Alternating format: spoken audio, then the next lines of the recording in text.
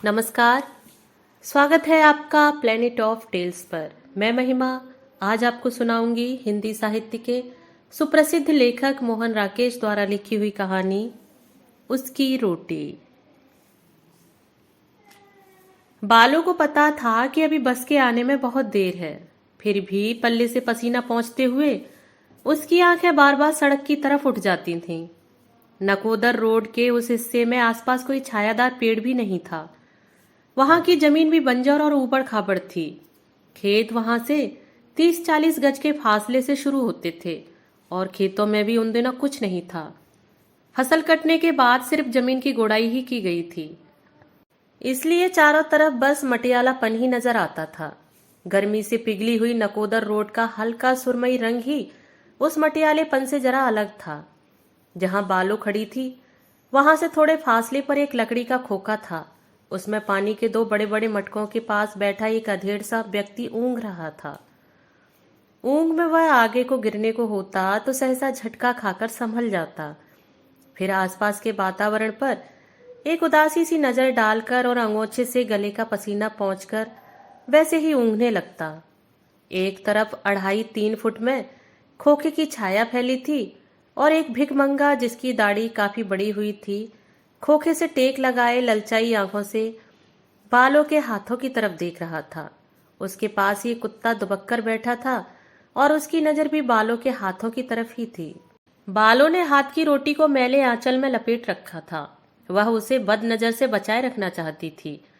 रोटी वह अपने पति सुच्चा सिंह ड्राइवर के लिए लाई थी, मगर देर हो जाने से सुच्चा सिंह की बस निकल गई थी और वह अब इस इंतजार में खड़ी थी कि बस नकोदर से होकर लौट आए तो वह उसे रोटी दे दे। वह जानती थी कि उसके वक्त पर न पहुंचने से सुच्चा सिंह को बहुत गुस्सा आया होगा। वैसे ही उसकी बस जालंधर से चलकर 2 बजे वहां आती थी और उसे नकोदर पहुंचकर रोटी खाने में 3-3:30 बज जाते थे। वह उसकी रात की रोटी भी उसे साथ ही देती थी, जो वह आखिरी फेरे में नकोदर पहुंचकर खाता था। 7 दिन में 6 दिन सुच्चा सिंह की ड्यूटी रहती थी और 6 दिन वही सिलसिला चलता था। बालो 1-1:15 बजे रोटी लेकर गांव से चलती थी और धूप में आधा कोस तय करके 2 बजे से पहले सड़क के किनारे पहुंच जाती थी। अगर कभी उसे 2-4 मिनट की देर हो जाती तो सुच्चा सिंह किसी न किसी बहाने बस को वहां रोके रखता, मगर उसके आते ही उसे डांटने लगता कि वह सरकारी नौकर है, उसके बाप का नौकर नहीं कि उसके इंतजार में बस खड़ी रखा करे।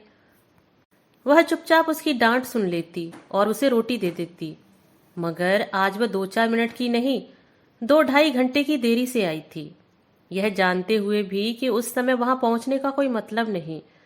वो अपनी बेचैनी में घर से चल दी थी। उसे जैसे लग रहा था कि वह जितना वक्त सड़क के किनारे इंतजार में बिताएगी, सुच्चा सिंह की नाराजगी उतनी ही कम हो जाएगी। यह तो निश्चिंत ही था कि सुच्चा सिंह ने दिन की रोटी नकोदर के किसी तंदूर में खा ली होगी, मगर उसे रात की रोटी देना जरूरी था और साथ ही वह सारी बात बताना भी जिसकी वजह से उसे देर हुई थी। वह पूरी घटना को मन ही मन दोहरा रही थी और सोच रही थी कि सुच्चा सिंह से बात किस तरह की जाए कि उसे सब कुछ पता भी चल जाए और वह खामखा तैश में भी ना आए। वह जानती थी कि सुच्चा सिंह का गुस्सा बहुत खराब है और साथ ही यह भी कि जंगी से उल्टा सीधा कुछ कहा जाए तो वह बगैर गड़ासे के बात नहीं करता। जंगी के बारे में बहुत सी बातें सुनी जाती थीं। पिछले साल वह साथ के गांव की एक मेहरी को भगाकर ले गया था और न जाने कहां ले जाकर बेच आया था। फिर नकोदर के पंडित जीवाराम के साथ उसका झगड़ा हुआ तो उसे उसने कत्ल करवा दिया। गांव के लोग उससे दूर दूर रहते थे, मगर उससे बिगाड़ नहीं रखते थे। मगर उस आदमी की लाख बुराइयां सुनकर भी उसने यह कभी नहीं सोचा था कि वह इतनी गिरी हुई हरकत भी कर सकता है कि 14 साल की जिंदा को अकेली देखकर उसे छेड़ने की कोशिश करे। वह यूं भी जिंदा से तिगनी उम्र का था और अभी साल भर पहले तक उसे बेटी बेटी कहकर बुलाया करता था, मगर आज उसकी इतनी हिम्मत पड़ गई कि उसने खेत में से आती जिंदा का हाथ ही पकड़ लिया। उसने जिंदा को नंती के यहाँ से उपले मांग लाने को भेजा था। इनका घर खेतों के एक सिरे पर था और गांव के बाकी घर दूसरे सिरे पर थे। वह आटा गूंद कर इंतजार कर रही थी कि जिंदा उपले लेकर आए तो वह जल्दी से रोटियां सेक ले, जिससे बस के वक्त से पहले सड़क पर पहुंच जाए। मगर जिंदा आई तो उसके हाथ खाली थे और उसका चेहरा हल्दी की तरह पीला हो रहा था। जब तक जिंदा नहीं आई थी उसे उस पर गुस्सा आ रहा था, मगर उसे देखते ही उसका दिल एक अज्ञात आशंका से कांप गया। क्या हुआ जिंदो, ऐसे क्यों हो रही है? उसने ध्यान से उसे देखते हुए पूछा। जिंदा चुपचाप उसके पास आकर बैठ गई और बाहों में सिर डालकर रोने लगी। कसम खानी, कुछ बताएगी भी, क्या बात हुई है? जिंदा कुछ नहीं बोली, सिर्फ उसके रोने की आवाज तेज हो गई। किसी ने कुछ कहा है तुझसे? उसने अब उसके सिर पर हाथ फेरते हुए कहा। तू मुझे उपले बुपले लेने मत भेजा कर। जिंदा रोने के बीच उखड़ी उखड़ी आवाज में बोली। मैं आज से घर के बाहर नहीं जाऊंगी। मुआ जंगी आज मुझसे बात कहता था। और गला रुंध जाने से वह आगे कुछ नहीं कह सकी। क्या कहता था जंगी? तुझसे, बता बाल। वह जैसे एक बोझ के नीचे दबकर बोली। कसम खानी, या बोलती क्यों नहीं? वह कहता था। जिंदा से सकती रही। चल जिंदा, अंदर चलकर शरबत पी ले, आज तू बहुत सोहनी लग रही है। मुआ कमजात, वह सहसा उबल पड़ी। मुए को अपनी माँ नहीं सोहनी लगती? मुए की नजर में कीड़े पड़े।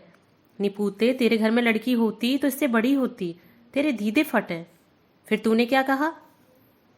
मैंने कहा चाचा मुझे प्यास नहीं है। जिंदा कुछ संभलने लगी, फिर कहने लगा प्यास नहीं है तो भी एक घूंट पी लेना। चाचा का शरबत पिएगी तो याद करेगी। और मेरी बाह पकड़कर खींचने लगा। हाय रे, मौत मरे, तेरा कुछ न रहे, तेरे घर में आग लगे। आने दे सुच्चा सिंह को, मैं तेरी बोटी बोटी न लुचवाऊं तो कहना। जल मरे, तू सोया सो ही जाए। हाँ फिर? मैं बाह छुड़ाने लगी तो मुझे मिठाई का लालच देने लगा। मेरे हाथ से उपले वहीं गिर गए। मैंने उन्हें वैसे ही पड़े रहने दिया और बाह छुड़ाकर भाग आई। उसने ध्यान से जिंदा को सिर से पैर तक देखा और फिर अपने साथ सटा लिया। और तो नहीं कुछ कहा उसने? जब मैं थोड़ी दूर निकल आई तो पीछे से ही करके बोला। बेटी, तू बुरा तो नहीं मान गई? अपने उपले तो उठाकर ले जा। मैं तो तेरे साथ हंसी कर रहा था, तू इतना भी नहीं समझती। चल आ इधर, नहीं आती तो मैं आज तेरे घर आकर तेरी बहन से शिकायत करूंगा कि जिंदा बहुत गुस्ताख हो गई है, कहा नहीं मानती। मगर मैंने उसे जवाब न दिया, न मुड़कर उसकी तरफ देखा, सीधी घर चली आई। अच्छा किया, मैं मुए की हड्डी पसली एक कराकर ही छोड़ूंगी। तू आने दे सुच्चा सिंह को, मैं अभी जाकर उसे बताती हूँ। इसे यह नहीं पता कि जिंदा सुच्चा से ड्राइवर की साली है। जरा सोच समझ कर हाथ लगाऊं। फिर कुछ सोचकर उसने पूछा, वहां तुझे और किसी ने देखा तो नहीं? नहीं। खेतों के इस तरफ आम के पेड़ के नीचे राधू चाचा बैठा था। उसने देखकर पूछा कि बेटी इस वक्त धूप में कहाँ से आ रही है? तो मैंने कहा कि बहन के पेट में दर्द था, हकीम जी से चूरा लाने गई थी। अच्छा किया, मुआ जंगी तो शोहदा है, उसके साथ अपना नाम जुड़ जाए तो अपनी ही इज्जत जाएगी। उस सिर जले का क्या जाना है, लोगों को तो करने के लिए बात चाहिए। उसके बाद उपले लाकर खाना बनाने में उसे काफी देर हो गई। जिस वक्त उसने कटोरे में आलू की तरकारी और आम का अचार रखकर उसे रोटियों के साथ खद्दर के टुकड़े में लपेटा तो उसे पता था कि 2 कप के बज चुके हैं और वह दोपहर की रोटी सुच्चा सिंह को नहीं पहुंचा सकती। इसलिए वह रोटी रखकर इधर उधर के काम करने लगी। मगर जब बिल्कुल खाली हो गई तो उससे यह नहीं हुआ कि बस के अंदाजे से घर से चले।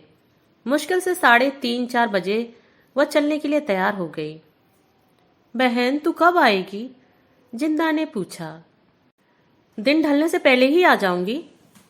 जल्दी आ जाना, मुझे अकेले डर लगेगा। डरने की क्या बात है? वह दिखावटी साहस के साथ बोली। किसकी हिम्मत है जो तेरी तरफ नजर उठाकर भी देख सके? सुच्चा सिंह को पता लगेगा तो वह उसे कच्चा ही नहीं चबा जाएगा। वैसे मुझे ज्यादा देर नहीं लगेगी, सांझ से पहले ही घर पहुंच जाऊंगी। तू ऐसा करना कि अंदर से सांकल लगा लेना, समझी? कोई दरवाजा खटखटाए तो पहले नाम पूछ लेना।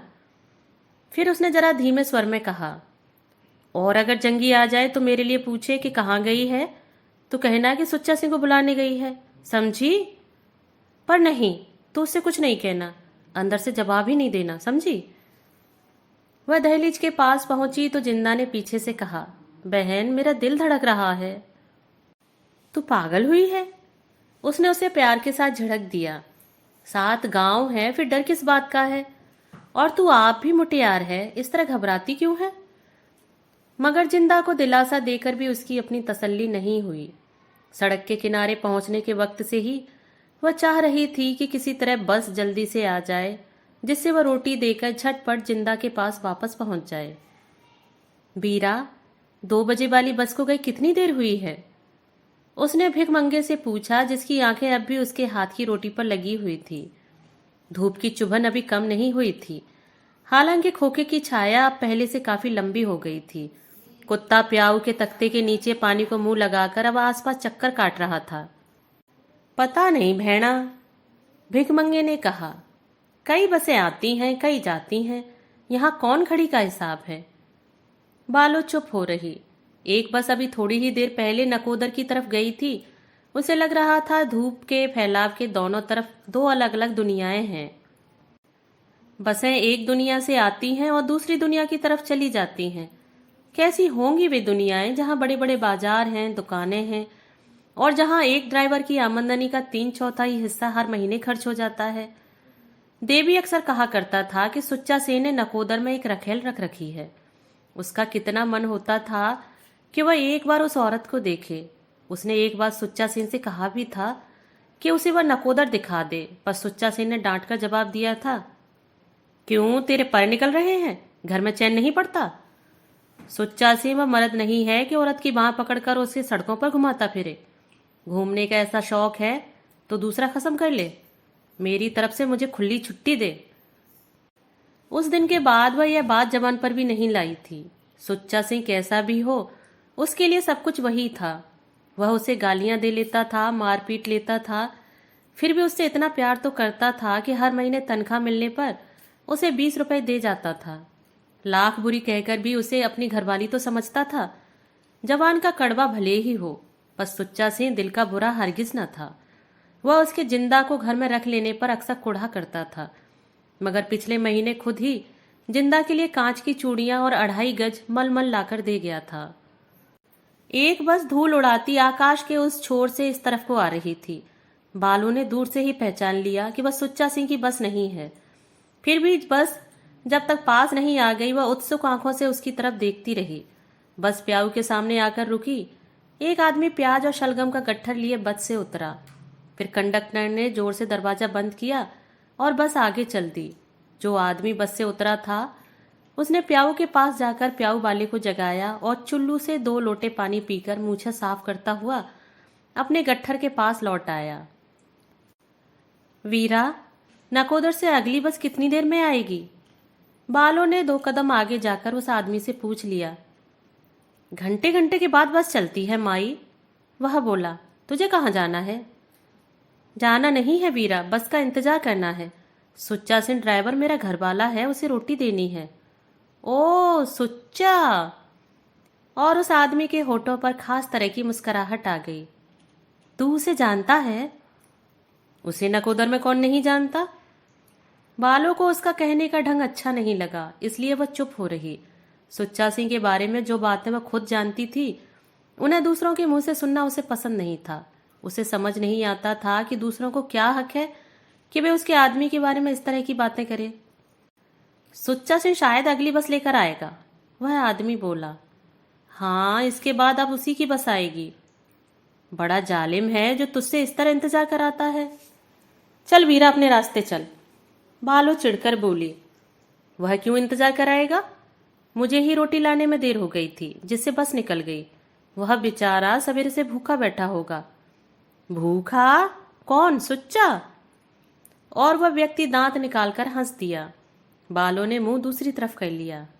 या साईं सच्चे, कहकर उस आदमी ने अपना गट्ठर सिर पर उठा लिया और खेतों की पगडंडी पर चल दिया। बालों की दाईं टांग सो गई थी। उसने भार दूसरी टांग पर बदलते हुए एक लंबी सांस ली और दूर तक के वीराने को देखने लगी। न जाने कितनी देर बाद आकाश के उसी कोने से उसे दूसरी बस अपनी तरफ आती नजर आई। तब तक खड़े खड़े उसके पैरों की एड़ियां दुखने लगी थीं। बस को देखकर वह पोटली का कपड़ा ठीक करने लगी उसे अफसोस हो रहा था कि वह रोटियां कुछ और देर से बनाकर क्यों नहीं लाई, जिससे वे रात तक कुछ और ताजा रहती। सुच्चा सिंह को कड़ाह प्रसाद का इतना शौक है, उसे क्यों यह ध्यान नहीं आया कि आज थोड़ा कड़ाह प्रसाद ही बनाकर ले आए। खैर, कल गुरु पर्व है, कल जरूर कड़ाह प्रसाद बनाकर लाएगी। पीछे गर्द की लंबी लकीर छोड़ती हुई बस पास आती जा रही थी। बालों ने 20 गज दूर से ही सुच्चा सिंह का चेहरा देखकर समझ लिया कि वह उससे बहुत नाराज है। उसे देखकर सुच्चा सिंह की भवें तन गई थीं और निचले होठ का कोना दांतों में चला गया था। बालों ने धड़कते दिल से रोटी वाला हाथ ऊपर उठा दिया, मगर बस उसके पास न रुककर प्या उसे जरा आगे जाकर रुकी। दो एक लोग वहां बस से उतरने वाले थे। कंडक्टर बस की छत पर जाकर एक आदमी की साइकिल नीचे उतारने लगा। बालो तेजी से चलकर ड्राइवर की सीट के बराबर पहुंच गई। सुच्चा, उसने हाथ ऊंचा उठाकर रोटी अंदर पहुंचाने की चेष्टा करते हुए कहा। रोटी ले ले। हट जा। सुच्चा सिंह ने उसका हाथ झटककर पीछे हटा दिया। सुच्चा, एक मिनट नीचे उतरकर मेरी बात तो सुन ले। आज एक खास वजह हो गई थी, नहीं तो मैं। बक नहीं, हट जा यहां से, कहकर सुच्चा सिंह ने कंडक्टर से पूछा कि वहां का सारा सामान उतर गया है या नहीं। बस एक पेटी बाकी है, उतार रहा हूं, कंडक्टर ने छत से आवाज दी। सुच्चा, मैं 2 घंटे से यहां खड़ी हूं, बालों ने मिन्नत के लहजे में कहा। तू नीचे उतर कर मेरी बात तो सुन ले। उतर गई पेटी? सुच्चा सिंह ने फिर कंडक्टर से पूछा। हाँ हाँ चलो, पीछे से कंडक्टर की आवाज आई। सुच्चा, तू मुझ पर नाराज हो ले, पर रोटी तो रख ले।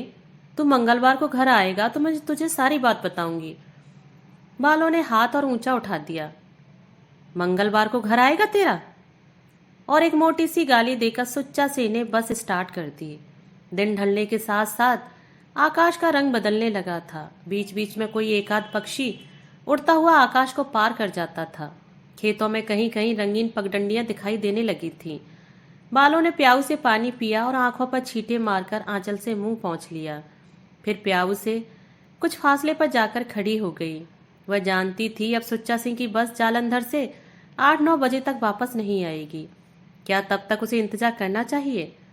सुच्चा सिंह को इतना तो करना चाहिए था कि उतरकर उसकी बात सुन लेता। इधर घर में जिंदा अकेली डर रही होगी। मुआ जंगी पीछे किसी बहाने से आ गया तो सुच्चा सिंह रोटी ले लेता तो वह आधे घंटे में घर पहुंच जाती। अब रोटी तो वह बाहर कहीं न कहीं खा ही लेगा, मगर उसके गुस्से का क्या होगा? सुच्चा सिंह का गुस्सा बेजा भी तो नहीं है। उसका मेहनती शरीर है और उसे कसकर भूख लगती है। वह थोड़ी देर और मिन्नत करती तो वह जरूर मान जाता, पर अब प्याऊ वाला प्याऊ बंद कर रहा था। भिखमंगा भी न जाने कब का उठकर चला गया था। हाँ, कुत्ता अब भी वहां आसपास घूम रहा था। धूप ढल रही थी और आकाश में उड़ते चिड़ियों के झुंड सुनहरे लग रहे थे। बालों को सड़क के पार तक फैली हुई अपनी छाया बहुत अजीब लग रही थी। पास के किसी खेत में कोई गभरू जवान खुले गले से माहिया गा रहा था। माहिया की वह लय बालों की रग रग में बसी हुई थी। बचपन में गर्मियों की शाम को वह और बच्चों के साथ मिलकर रहट के पानी की धार के नीचे नाच नाच कर नहाया करती थी। तब भी माहिया की लय इसी तरह हवा में समाई रहती थी। सांझ के झुटपुटे के साथ उस लय का एक खास ही संबंध था। फिर ज्यों ज्यों वह बड़ी होती गई, जिंदगी के साथ उस लय का संबंध और गहरा होता गया। उसके गांव का युवक लाली था, जो बड़ी लोच के साथ माहिया गाया करता था। उसने कितनी बार उसे गांव के बाहर पीपल के नीचे कान पर हाथ रखकर गाते सुना था। पुष्पा और पारू के साथ वह देर देर तक उस पीपल के पास खड़ी रहती थी। फिर एक दिन आया जब उसकी माँ कहने लगी कि वह अब बड़ी हो गई है, उसे इस तरह देर देर तक पीपल के पास नहीं खड़ा रहना चाहिए। उन्हीं दिनों उसकी सगाई की भी चर्चा होने लगी। जिस दिन सुच्चा सिंह के साथ उसकी सगाई हुई, उस दिन पारो आधी रात तक ढोलक पर गीत गाती रही थी। गाते गाते पारो का गला रह गया था, फिर भी वह ढोलक छोड़ने के बाद उसे बाहों में लिए हुए गाती रही थी। वह नहीं जानती थी कि उसका वर कौन है, कैसा है। फिर भी उसका मन कहता था कि उसके वर की सूरत शक्ल ठीक वैसी ही होगी जैसी कि गीत की कड़ियां सुनकर सामने आती हैं। सुहाग रात को जब सुच्चा सिंह ने उसके चेहरे से घूंघट उठाया तो उसे देखकर लगा कि वह सचमुच बिल्कुल वैसा ही कान कन्हैया वर पा गई है। सुच्चा सिंह ने उसकी ठोड़ी ऊंची की तो न जाने कितनी लहरें उसके सिर से उठकर पैरों के नाखूनों में जा समाई। उसे लगा कि जिंदगी न जाने ऐसी कितनी सी हैरानियों से भरी होगी जिन्हें वह रोज रोज महसूस करेगी और अपनी याद में संजोकर रखती जाएगी। तू हीरे की कणी है, हीरे की कणी, सुच्चा सिंह ने उसे बाहों में भरकर कहा था। उसका मन हुआ था कि कहे, यह हीरे की कणी तेरे पैर की धूल के बराबर भी नहीं है, मगर वह शर्माकर चुप ही रह गई। माई, अंधेरा हो रहा है, अब घर जा, यह खड़ी क्या कर रही है? प्याऊ वाले ने चलते हुए उसके पास रुककर कहा। बीरा, यह बस 8-9 बजे तक जालंधर से लौटकर आ जाएगी ना? बालों ने दयनीय भाव से उससे पूछ लिया। क्या पता कब तक आए, तू उतनी देर यहां खड़ी रहेगी? बीरा, उसकी रोटी जो देनी है।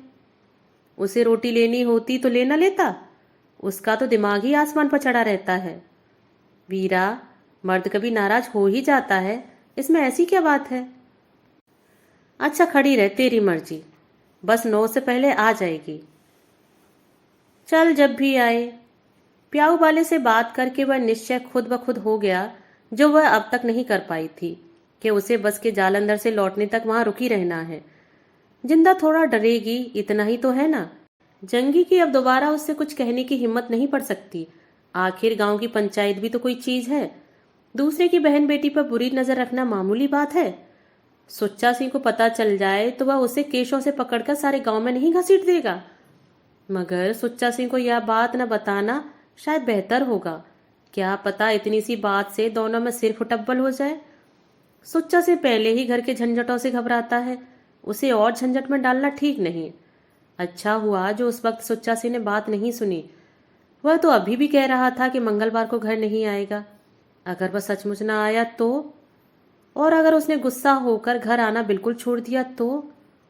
नहीं, वह उसे कभी कोई परेशानी वाली बात नहीं बताएगी।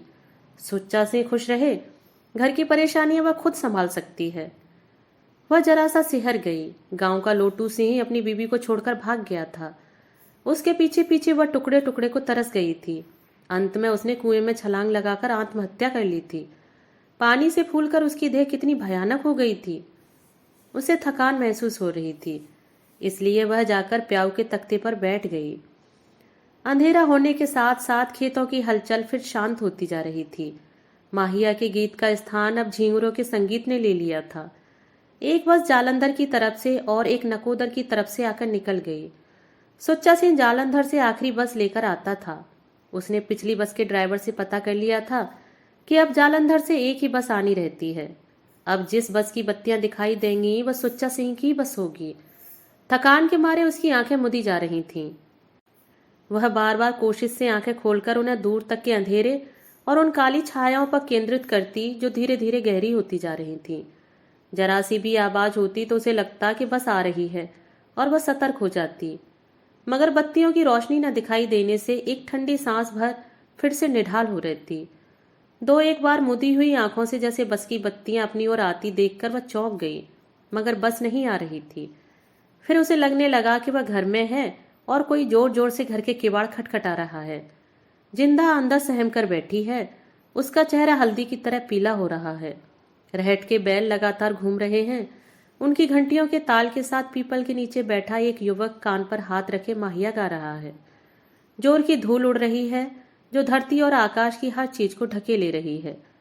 वह अपनी रोटी वाली पोटली को संभालने की कोशिश कर रही है, मगर वह उसके हाथ से निकलती जा रही है। प्याऊ पर सूखे मटके रखे हैं जिनमें एक भी बूंद पानी नहीं है। वह बार बार लोटा मटके में डालती है, पर उसे खाली पाकर निराश हो जाती है। उसके पैरों में विवाइयां फूट रही हैं। वह हाथ की उंगली से उन पर तेल लगा रही है, मगर लगाते लगाते ही तेल सूखता जाता है। जिंदा अपने खुले बाल घुटनों पर डाले रो रही है। कह रही है, तू मुझे छोड़कर क्यों गई थी? क्यों गई थी मुझे छोड़कर? हाय, मेरा परांदा कहाँ गया? मेरा परांदा किसने ले लिया? सहसा कंधे पर हाथ के छूने से वह चौंक गई। सुच्चा! उसने जल्दी से आंखों को मल लिया। तू अब तक घर नहीं गई? सुच्चा सिंह तख्ते पर उसके पास ही बैठ गया। बस ठीक प्याऊ के सामने खड़ी थी। उस वक्त उसमें एक सवारी नहीं थी। कंडक्टर पीछे की सीट पर ऊँघ रहा था। मैंने सोचा रोटी देकर ही जाऊंगी, बैठे बैठे झपकी आ गई। तुझे आए बहुत देर तो नहीं हुई? नहीं, अभी बस खड़ी की है। मैंने तुझे दूर से ही देख लिया था। तू इतनी पागल है कि तब से अब तक रोटी देने के लिए यहीं बैठी है। क्या करती? तू जो कह गया था कि मैं घर नहीं आऊंगा। और उसने पलकें झपककर अपने उमड़ते आंसुओं को सुखा देने की चेष्टा की। अच्छा ला दे रोटी और घर जा। जिंदा वहां अकेली डर रही होगी। सुच्चा सिंह ने उसकी बांह थपथपा दी और उठ खड़ा हुआ। रोटी वाला कटोरा उससे लेकर सुच्चा सिंह उसकी पीठ पर हाथ रखे हुए उसे बस के पास तक ले आया। फिर वह उचककर अपनी सीट पर बैठ गया। बस स्टार्ट करने लगा तो वह उसे जैसे डरते डरते बोली, सुच्चा सिंह, तू मंगल को घर आएगा ना? हाँ हाँ आऊँगा। तुझे शहर से कुछ मंगवाना हो तो बता देना। नहीं, मुझे मंगवाना कुछ नहीं है। बस घर घर आने लगी तो वह 2 कदम पीछे हट गई। सुच्चा सिंह ने अपनी दाढ़ी मूंछ पर हाथ फेरा, एक डकार लिया और उसकी तरफ देखकर पूछ लिया, तू उस वक्त क्या बात बताना चाहती थी? नहीं, ऐसी कोई खास बात नहीं थी। मंगल को घर आएगा ही। अच्छा, अब जल्दी से चली जा, देर न कर। 1 मील बाट है। सुच्चा सिंह, कल गुरु पर्व है, कल मैं तेरे लिए कढ़ा प्रसाद बना कर लाऊंगी। अच्छा अच्छा। बस चल दी। बालू पहियों की धूल में घिर गई। धूल साफ होने पर उसने पल्लू से आंखें पोंछ ली और तब तक बस के पीछे की लाल बत्ती को देखती रही जब तक वह आंखों से ओझल नहीं हो गई। दोस्तों, अभी आप सुन रहे थे मोहन राकेश द्वारा लिखी हुई कहानी उसकी रोटी। अगर कहानी पसंद आई हो तो मेरे चैनल को लाइक, शेयर और सब्सक्राइब जरूर कीजिएगा और अपने सुझाव मुझे कमेंट बॉक्स में साझा कीजिएगा। मिलते हैं एक नई कहानी के साथ। धन्यवाद।